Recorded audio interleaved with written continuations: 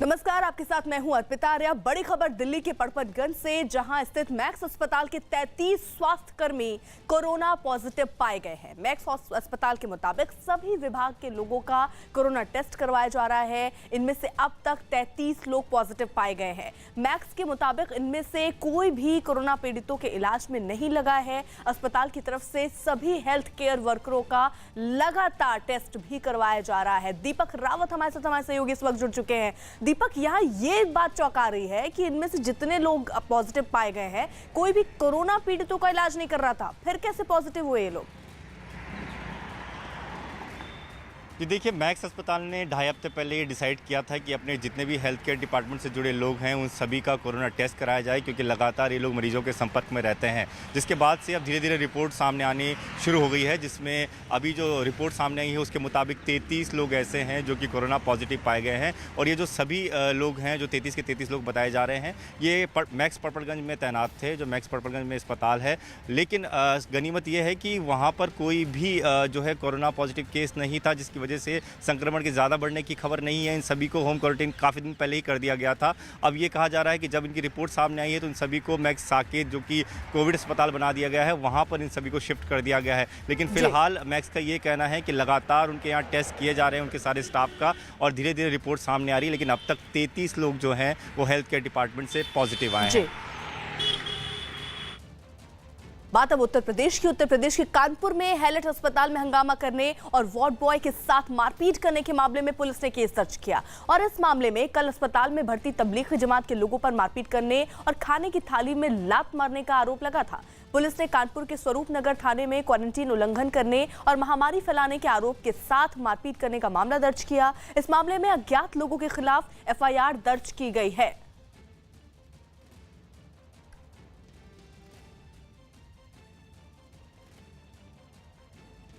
इससे पहले कानपुर के ही हैलेट अस्पताल में कोरोना से पीड़ित तबलीगी जमात के लोगों पर हंगामे का आरोप लगा। तबलीग से जुड़े लोगों पर मेडिकल स्टाफ से मारपीट और खाने में नॉनवेज मांगने का आरोप लगा, जिसके बाद हैलेट अस्पताल के प्रिंसिपल ने प्रशासन से तबलीगी जमात से जुड़े जो लोग हैं उनकी शिकायत की। अस्पताल प्रशासन ने अधिकारियों को बताया कि अगर तबलीग से जुड़े लोग मेडिकल स्टाफ के साथ मारपीट करेंगे तो उनका इलाज कैसे हो पाएगा। हैलेट अस्पताल में कोरोना के इलाज के लिए भर्ती 60 में से 29 पॉजिटिव लोग जमात से जुड़े हुए हैं। इनमें से 14 लोगों की उम्र 20 साल से कम है।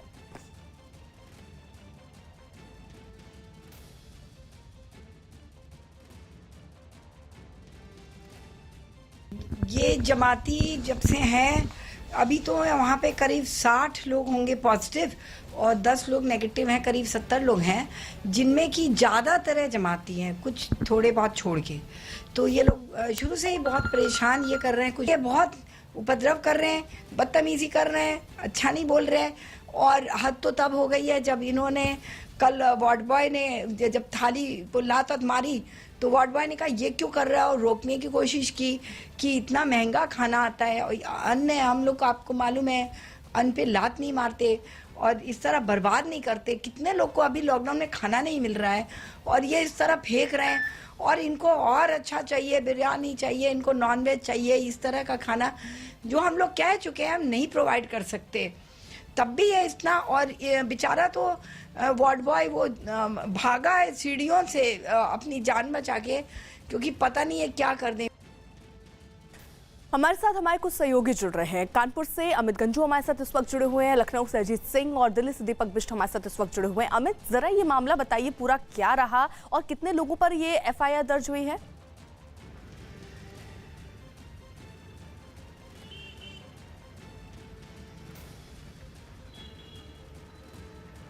अमित,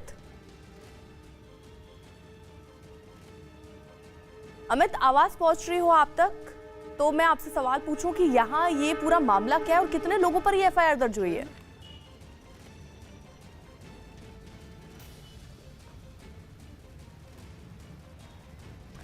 शायद अमित तक आवाज नहीं पहुंच रही है, लेकिन मैं अजीत का रुख कर लेती हूं क्योंकि वो लखनऊ से हैं। अजीत, इस तरीके के जो मामले हैं, अगर इस तरीके से आएंगे तो स्वास्थ्यकर्मी कैसे काम कर पाएंगे? प्रशासन और सरकार अब क्या कदम उठा रही है? देखिए, बिल्कुल मुख्यमंत्री की तरफ से साफ कर दिया गया है कि जो जमाती अस्पतालों में है और लगातार उनकी तरफ से आपने चाहे मुरादाबाद की बात करें, बरेली की बात करें और कई ऐसी जगह है जहां जमातियों ने हंगामा किया अस्पतालों में, या फिर उन्होंने कहीं बिरयानी मांगा तो कहीं हर टाइम मीनू चेंज करने की बात करते हैं। वो बीमार है लगता है किसी 5 स्टार होटल में, उसको लेकर सरकार ने साफ कर दिया कि इन जमातियों के खिलाफ कार्रवाई की जाए, भले ही अभी वो हॉस्पिटल में, जैसे ही वो अस्पताल से ठीक होंगे उन्हें जेल भेजा जाएगा, उनके खिलाफ रासुका की कार्रवाई भी की जाएगी।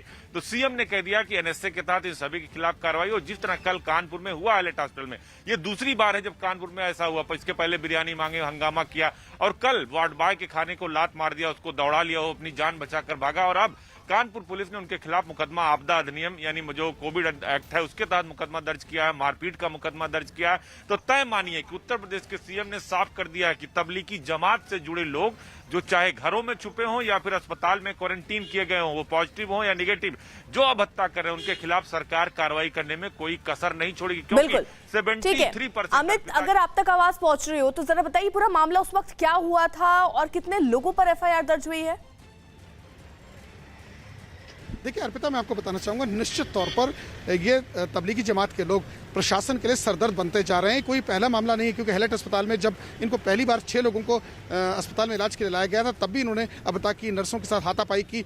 तब 2 बांग्लादेश के थे, 4 यहीं जमात से जुड़े लोग थे। तो कहीं ना कहीं ये समस्या खड़ी करते जा रहे हैं और अब इनको मन मुताबिक व्यंजन चाहिए, किसी को नॉनवेज चाहिए, किसी को चिकन चाहिए, किसी को बर्गर चाहिए, किसी को पिज़्ज़ा चाहिए, कोई मंचूरियन मांग रहा है। यानी इसको इन्होंने रिजॉर्ट बना के रखा है सरकारी अस्पताल को।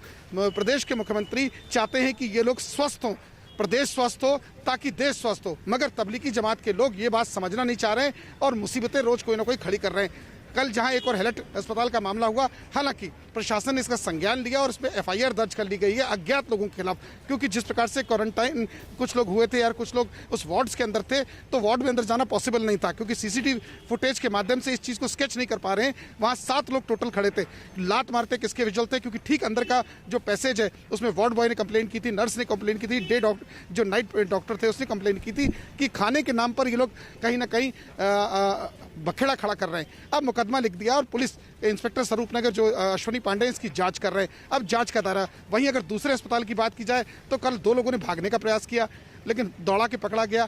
जब वो असफल हो गए तो तोड़फोड़ कर डाली। मतलब सरकारी अस्पतालों में उनको सुविधाएं दी जा रही हैं कि वो स्वस्थ हो जाएं, मगर जमाती हैं कि मानते नहीं।